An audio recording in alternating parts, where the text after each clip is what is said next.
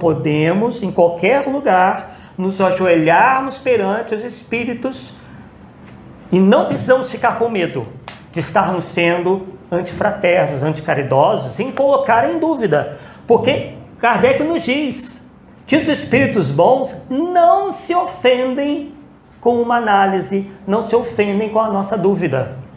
Muito pelo contrário. Agora, os maus, isso também está no Livro dos Médiuns, pelo contrário, eles se ofendem. Você está colocando em dúvida quem eu sou? Dizem eles, os espíritos que querem enganar. Eles se ofendem. E já partem logo para esse discurso. Os espíritos bons não. Não, você está certo. Você está utilizando aquilo que Deus lhe deu muito bem, que é o raciocínio, a lógica, a razão. Se nós nos enganamos com os encarnados, por que não nos enganaríamos com os encarnados? Às vezes nós sentamos do lado de um grande criminoso no ônibus, nós não sabemos se ele está escrito aqui, se ele é criminoso ou não. Com os espíritos a dificuldade é ainda maior, porque nós não sequer o vemos, a não ser os médiuns videntes. Né? Esses sim possuem esse recurso. Aí uns alegam assim, não, mas a energia não engana. Segundo o Espiritismo, isso não tem fundamentação. Nós há 30 anos, junto com o Espiritismo, temos estudado, eu não vou me aprofundar nisso, na questão de certos gurus. Vocês podem encontrar na internet líderes espirituais que ao final de tudo foram desmascarados.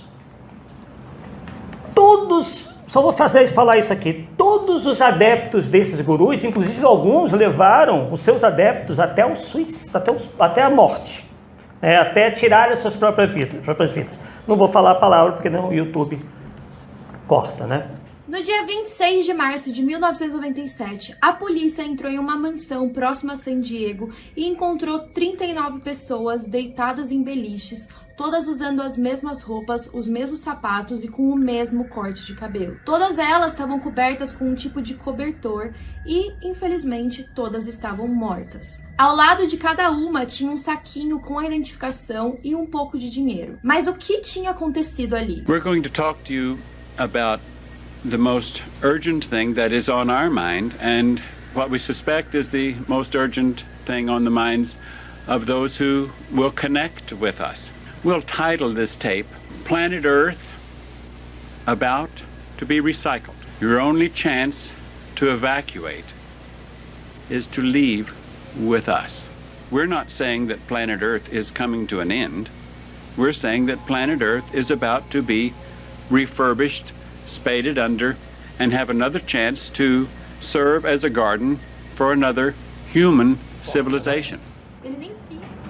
Todos eles, quando entrevistados, enquanto estavam vivos, diziam, eu me sinto tão bem ao lado do fulano. A energia enganou. Por quê? Porque nós somos facilmente sugestionáveis. É um recurso do nosso próprio organismo.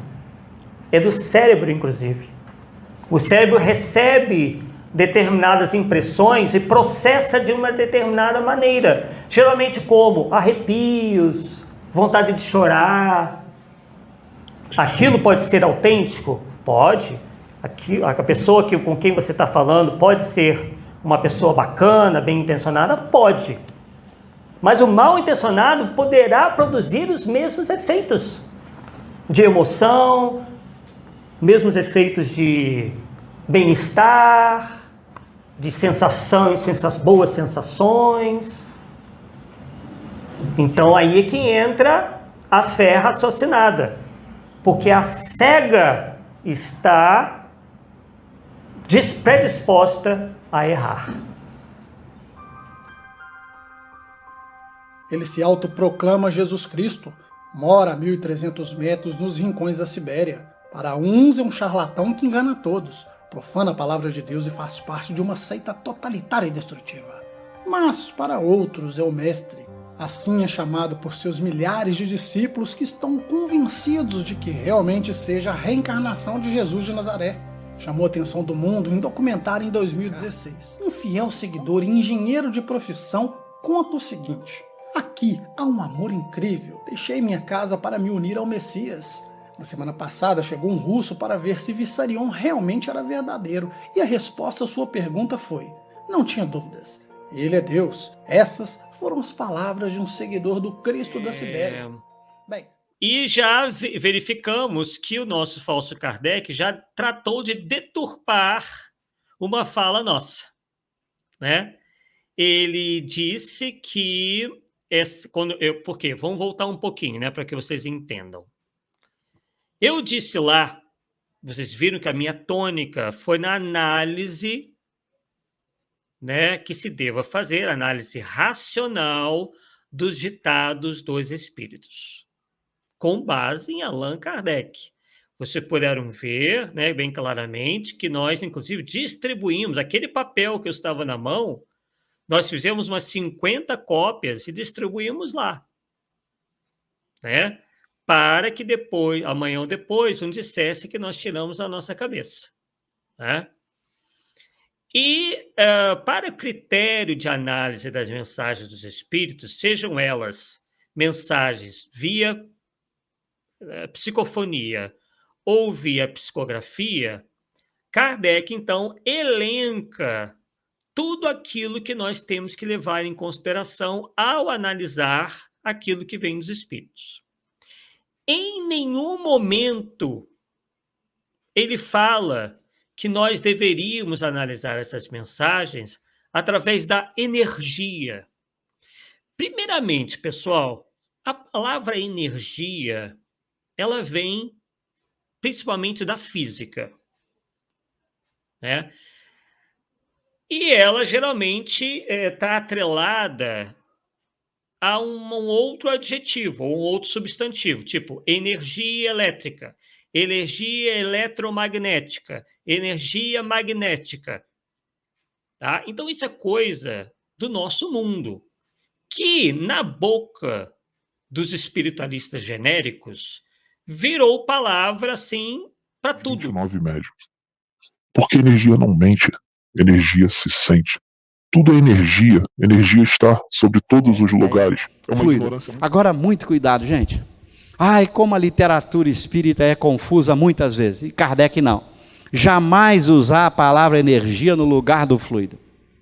Jamais. Isso é um grave erro de categoria, que Kardec nunca cometeu. E Kardec conhecia a energia. A lei de conservação de energia era anterior a Allan Kardec. Ele conhecia o que era energia, ele nunca usou. Porque energia é uma propriedade da matéria conhecida. É uma propriedade da matéria conhecida. Fluido é um tipo de matéria diferente, que não é a matéria conhecida. Então é fazer uma confusão indevida. Fluido é um tipo de matéria e totalmente diferente das que a gente conhece no espiritismo. O fluido usado na obra espírita, não o fluido usado na física, que são os gases, os líquidos, etc. Energia é uma propriedade da matéria, e mais curiosa ainda, é uma propriedade matemática e relativa. Olha que coisa curiosa. Ó. Energia é um termo que se presta a praticamente tudo, né? E quando é utilizado de maneira séria, é utilizado dentro, né, da ciência. No caso, Mozart, eu acho que é engenheiro, então ele entende energia como capacidade de realizar trabalho. Já na física, tem energia elétrica, energia nuclear, energia eletromagnética. Então, né, um termo que se aplica a muita coisa diferente, né? Tem vários sentidos, né? Observador. Vladimir Cabral dizendo. E não vão dizer, não, mas os físicos dizem que matéria é energia. Físico não diz que matéria é energia. Muito cuidado, essa frase a gente escuta demais. Demais. Físico não. Einstein não provou que matéria é energia. Einstein mostrou como massa, que é uma propriedade da matéria, pode ser transformada em energia, que é outra propriedade da matéria. A equação de Einstein é mc², onde m é massa. Massa não é matéria, massa é uma propriedade da matéria. E também relativa, que a gente achava que não era. A gente, por exemplo, achava antes de Einstein que a massa desse copo seria, como eu falo, desse troço, seria 255 gramas aqui.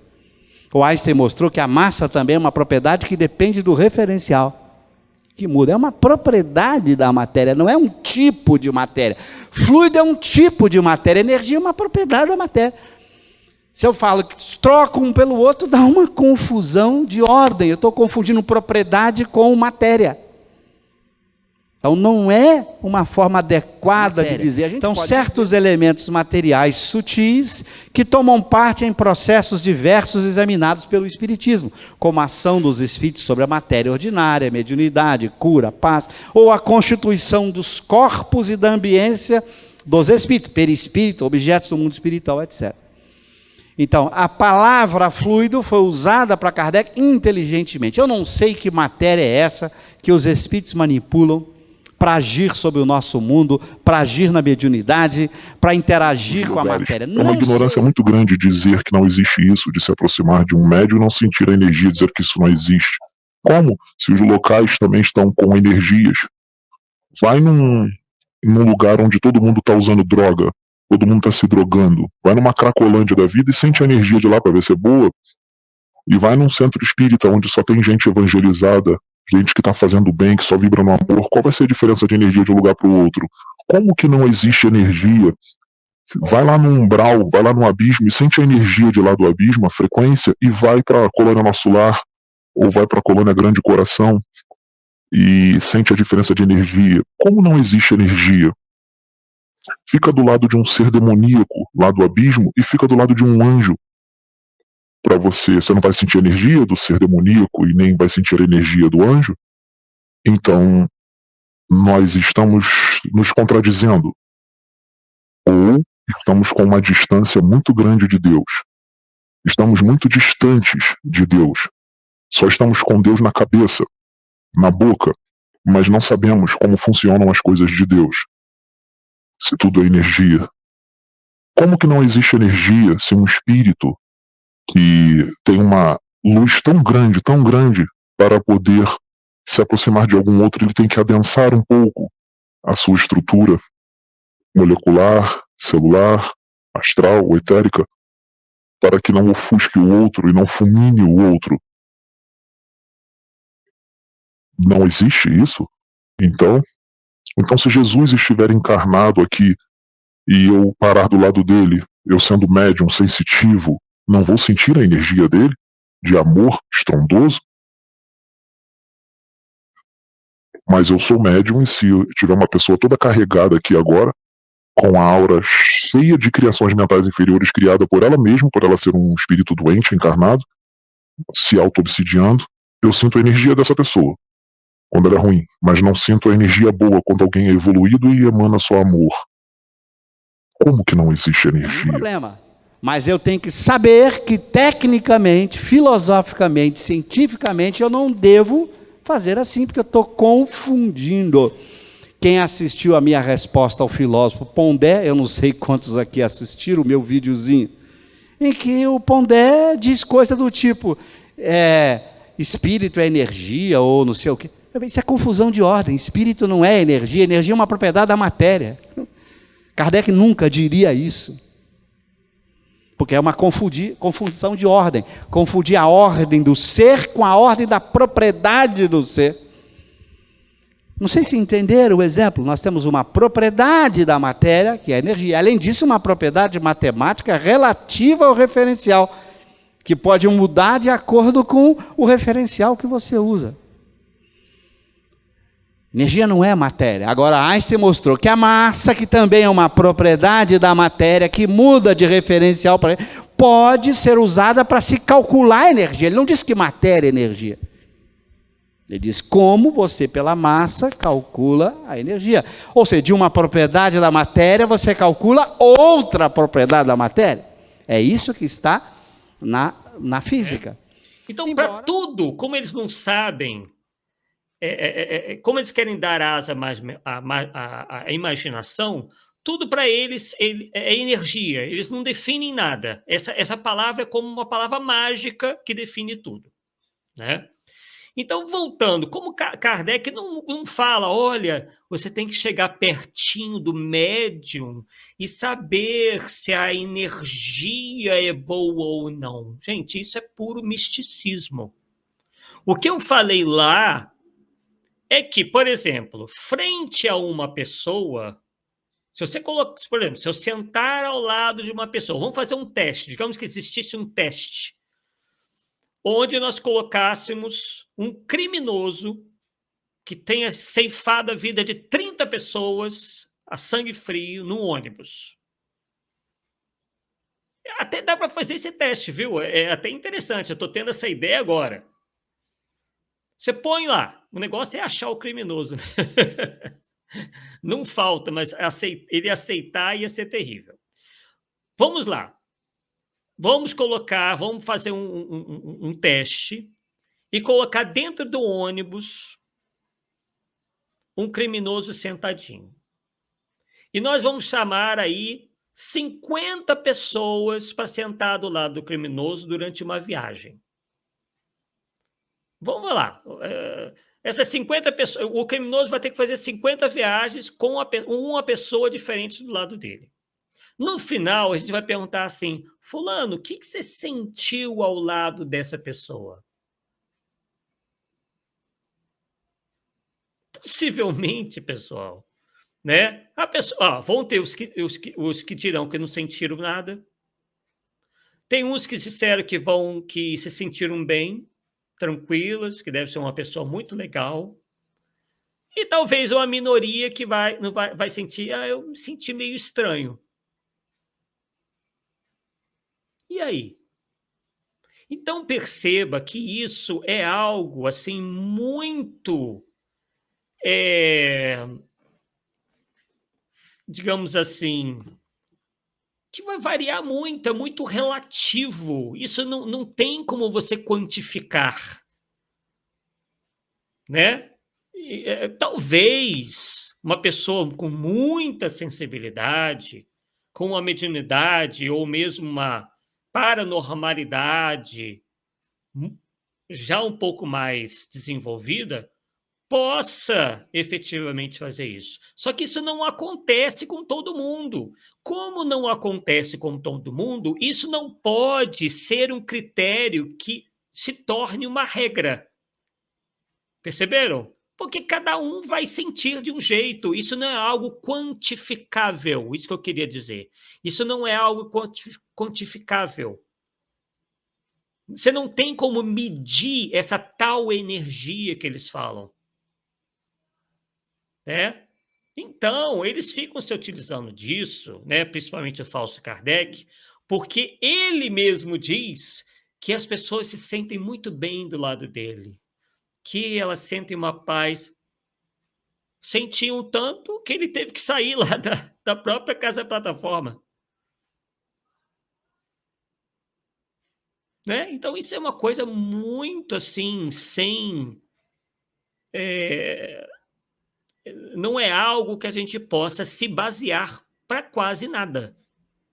A não ser, como eu falei, a não ser quando a pessoa tem uma sensibilidade acima da média, né? Em que ela possa efetivamente, ao se aproximar de alguém, sentir-se bem ou não. Né? Então, por exemplo, tem muita gente que vai a centro espírita e sai de lá, eu não me senti bem. E todo mundo acha, né? Nós espíritas achamos que, nossa, né, quando a gente vai no centro espírita é uma paz, é uma tranquilidade, a gente se sente bem. Pois é. E tem gente, eu conheço várias ao longo da vida, que falam, olha, você é espírita? É. Pois é, eu já andei frequentando centro espírita, e depois até perguntei, mas é centro espírita mesmo? É, centro espírita, dava passe, só que eu não me senti bem lá. Olha lá. Né? Então, né, não tem, né, como isso ser um critério. Tá? Eles querem que seja um critério porque eles querem realmente relativizar tudo, né? Eles querem manipular inclusive, as pessoas. Querem forçá-las a achar que isso é bem típico de guru, é bem típico de líder seitista, né? Que ele vai tentar se exaltar de todas as maneiras, e como, por vezes, lhes falta algo mais concreto, então eles vêm com essas coisas, né, místicas, que você não tem como efetivamente mensurar. Percebeu? Então eles apelam para esses termos, energia. Mas energia o quê, meu filho? Que energia é essa? O que eu conheço são os fluidos, e realmente, né, existem, isso é tratado dentro do espiritismo, os fluidos ambiente. Então, Né? no espiritismo, Kardec foi muito lúcido em usar a palavra fluido. Eu costumo dizer, continuem usando a palavra fluido hoje ainda. Kardec não está ultrapassado. Tem pessoas que, numa ignorância estrondosa e numa contradição muito grande, dizem assim: não existe isso de eu parar do lado de uma pessoa e eu dizer assim, ai, que energia boa, deixa eu ficar aqui do seu lado que a sua energia é muito boa. Tem gente que diz que isso não existe. Mas, e muita gente que fala isso são médiuns, mas lá atrás, há um tempo atrás, várias vezes, parou do lado de algumas pessoas e disse assim, nossa, que energia horrível que essa pessoa tem. Então, se disse isso, nossa, que energia horrível que essa pessoa tem, eu parei do lado dela, senti uma energia horrível, me deu até vontade de vomitar. Sentiu isso, falou isso, mas depois passou um tempo e diz que não existe isso de parar do lado de uma pessoa e dizer, ai, a energia dele é muito boa. Ué, mas disse lá atrás que parou do lado de uma pessoa e a energia, sentiu a energia ruim da pessoa. Então por que disse que não existe isso de parar do lado de uma pessoa e não sentir a energia boa? Se sentiu lá atrás a energia ruim do outro. Se sentiu a energia ruim do outro, então vai sentir a energia boa do outro, ou só sente a energia ruim. Quem sente energia sente todas as energias, boas e ruins. É impossível. Muita gente falava que parava do lado de Chico e se sentia muito bem, se sentia mais calmo, se sentia mais sereno, se sentia mais tranquilo, porque Chico emanava muito amor. Então, é só Chico que emana muito amor, ou outros espíritos que encarnaram aqui também foram muito amorosos, como Siddhartha Gautama, como Jesus. Jesus emanava uma energia de amor tão grande, que até os animais ficavam todos ao redor dele, por causa da energia dele. Como que não existe isso de sentir a energia? Como que não existe isso de não sentir energia? Exemplo, vamos num centro espírita, ou num centro de Umbanda, ou num centro universalista. Tem 30 médiuns, né?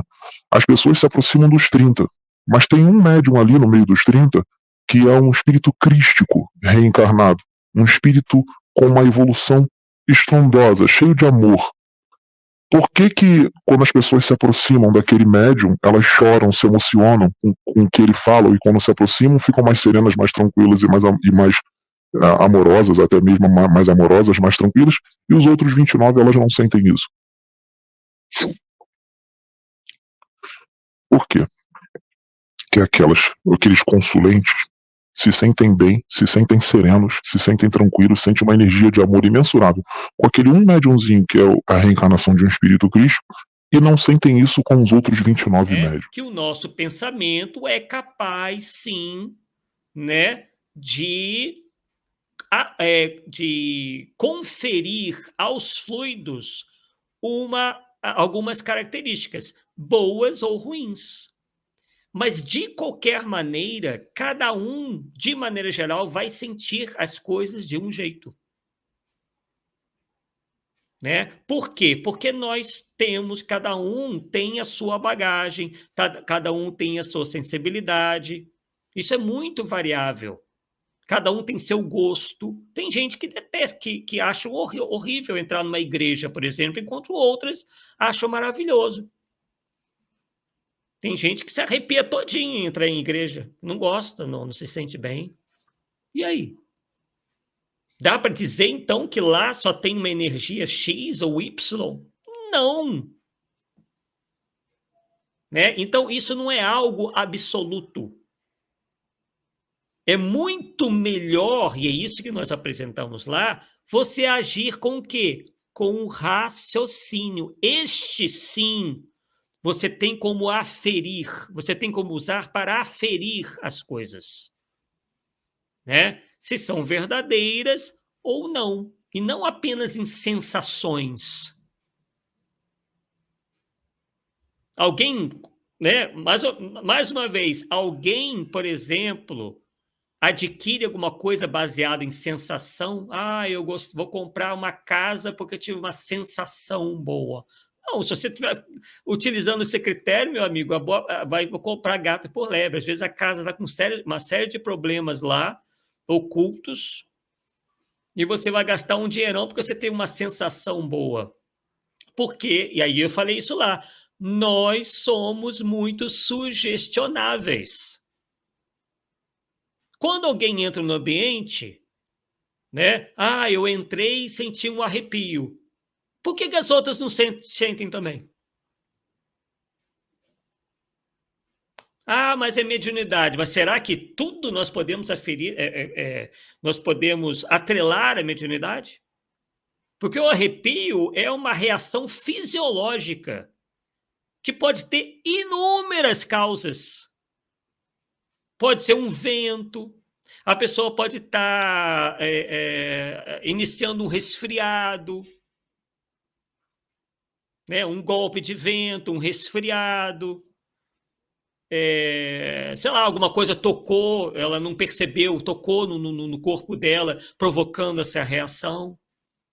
Imagine que você tá andando pela rua em um dia frio de inverno, sem as roupas adequadas e de repente começa a ventar muito forte. O vento começa a bater em você e de repente você começa a arrepiar. Agora vamos pensar em outra situação. Você tá no show da sua banda favorita com aquela multidão cantando as músicas em conjunto e aí os artistas começam a cantar a sua música favorita. E quando você vê, você também tá arrepiando. Mas pera aí, você já perguntou por que a gente arrepia? A grande maioria das vezes que a gente arrepia estão na verdade relacionados com alterações de temperatura. Você lembra daquela última vez que você ficou muito doente, gripado, de cama, e aí você começou a ter alguns calafrios e com isso você teve arrepios? Pois é, isso faz todo sentido fisiológico e está relacionado com alterações causadas pelo sistema nervoso simpático, uma parte do sistema nervoso autônomo muito importante para diversas regulações involuntárias do nosso corpo. Esse sistema nervoso autônomo é importante para a regulação de partes do nosso corpo como o intestino, as artérias e até mesmo a contração ou dilatação das nossas pupilas. A gente divide em dois grandes sistemas, o sistema nervoso simpático e o sistema nervoso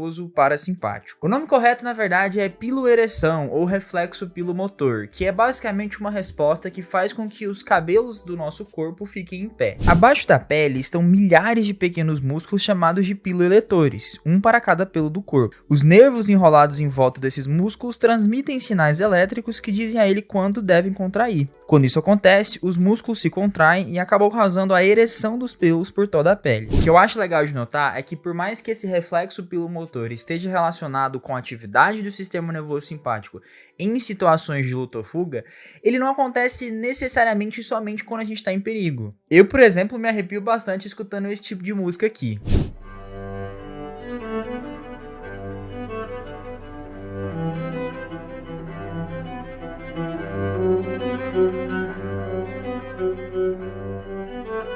Ou até mesmo com essa cena icônica do filme dos Vingadores.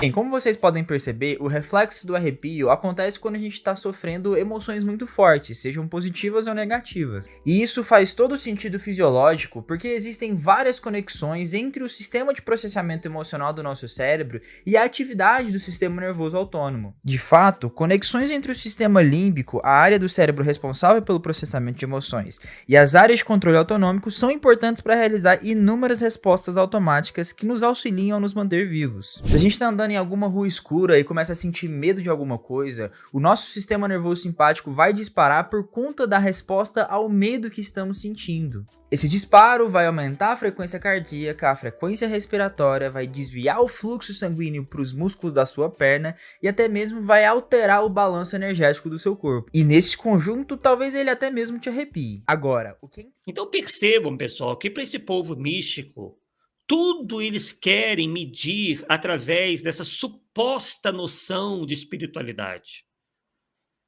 Eles querem alienar as pessoas, né? E aí, alienando, dando essas explicações, fica muito mais fácil. Elas querem realmente que as pessoas se afastem do raciocínio, porque elas não querem que as pessoas utilizem o raciocínio, porque senão o castelo de areia deles cai. Encerrar. Como? Deixa eu ver se tem. Que é a ideia de que a qualidade dos fluidos é dada pelos pensamentos. Foi a maior revolução que a gente tem sobre fluidos na época. O que faz com que os fluidos espirituais eles sejam diferentes da matéria propriamente dita. Eu não posso, com o meu pensamento, dar qualidades a esse copo. Ele tem uma qualidade inerente a ele. Isso aqui é plástico. Tem uma certa composição química que tem determinadas propriedades. Os fluidos que os espíritos manipulam, eles não têm qualidades sui generis, que é o termo que ele vai usar aqui, ou aqui, vamos ver onde é que está isso. Bom, em algum lugar aqui, são tantos textos que eu separei, não vai dar tempo. Porque a qualidade é dada pelos pensamentos dos espíritos. Então você não tem um fluido com qualidade boa ou ruim em si. Isso é algo extraordinário. O fluido não é bom ou ruim em si, ele adquire qualidades dos pensamentos, do mundo interno das criaturas, das almas. E essa combinação, por exemplo, no processo de transmissão magnética, do passe, da transmissão fluídica, a combinação do fluido, da qualidade dada pelo espírito com a qualidade dada pelo homem. Então você imagina um tipo de matéria que reflete o seu mundo interior. Pensa bem nisso. Por isso você não consegue enganar. Se você é ciumento, raivoso, triste, tem ódio, os seus fluidos que te envolvem, o perispírito, que é um aglomerado de fluidos, passa a ter essas qualidades. E essas qualidades fluídicas, se você está encarnado, vão ter consequências no seu corpo, produzindo até doenças. Então, os fluidos refletindo o mundo interior da criatura. Nenhuma matéria nossa conhecida reflete o mundo interior da criatura. Por exemplo, você pega um bandido que toma um corte no braço, uma pessoa violenta, agressiva, malvada, as células do seu corpo vão se comportar para estancar o sangue. Todo o seu corpo vai reagir para protegê-lo. Vale o mesmo para a Madre Teresa de Calcutá ou para o Adolfo Hitler. Já os fluidos, eles refletem esse mundo interior da criatura. Daí a importância de cuidar dos pensamentos. Eu quero fluidos salutares, eu quero os fluidos que produzem saúde, alegria, bem-estar. Isso depende dos meus pensamentos. Daí a importância da moral, dos bons sentimentos, dos bons pensamentos. Porque são eles que determinam a qualidade dos fluidos. São eles. Os fluidos não têm qualidade própria. Eu tenho aqui o fluido mau, o fluido bom. Não existe. A qualidade é dada pelos pensamentos. É preciso que o pensamento esteja mantendo essa qualidade. Por isso é que você enfrenta um fluido mau com bons pensamentos. Porque senão como é que você faria para enfrentar? Ao ter bons pensamentos, esses bons pensamentos mudam a qualidade daqueles fluidos, eles passam a ficar bons. Então Kardec diz, você consegue combater maus fluidos de forma fácil, com os bons pensamentos. Então a importância do cultivo dos bons sentimentos, da prática, da vivência do amor. Então veja como a ciência espírita se une com a moral espírita de forma admirável. Porque a conduta nobre da alma, os bons pensamentos, bons desejos, bons sentimentos, dão qualidades ao perispírito. Então você passa a ter recursos materiais a partir do mundo mental. Nunca na história do pensamento humano isso existiu. Na história do pensamento humano não tem nada a ver a física com a moral. Tanto é que são domínios separados. Você estuda a física sem falar em moralidade do físico. Você não discute a moralidade do físico para estudar as partículas atômicas. Os fluidos espirituais, não.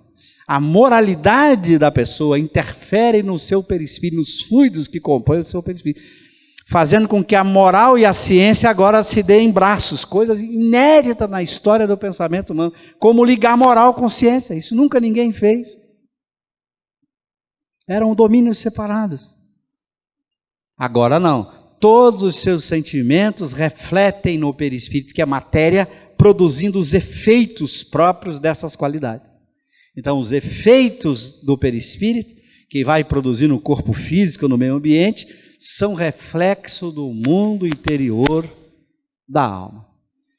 E se soma, né? Se tem, como diz Kardec, 10 pessoas no ambiente, vibrando com, às vezes, as emoções, pensamentos e desejos, ela produz uma qualidade altíssima no fluido daquele ambiente, porque os fluidos refletem esse mundo interior. E aí diz Kardec, você está preparado para enfrentar qualquer coisa. Se você cultiva bons desejos, bons pensamentos, bons sentimentos, não se preocupa, porque a qualidade dos fluidos vai ser dada por isso. E os fluidos que vão te envolver refletem essa qualidade. Então a moral determina propriedades físicas. Olha que coisa incrível. Sentimento determinando propriedades físicas na matéria do mundo espiritual. Isso foi inovador. Ok, gente? Passamos 10 minutos. É muito importante estudar esse item, a Gênese, em especial sobre a qualidade dos fluidos, para a gente entender a importância dos valores morais em nossas vidas. Não é para agradar a Deus, é para garantir a própria estrutura perispiritual equilibrada. Quem cultiva bons sentimentos, boas emoções, bons desejos, é saudável. Tem em si mesmo os recursos materiais para uma vida feliz. Muito obrigado a vocês pelo carinho. Até uma outra oportunidade.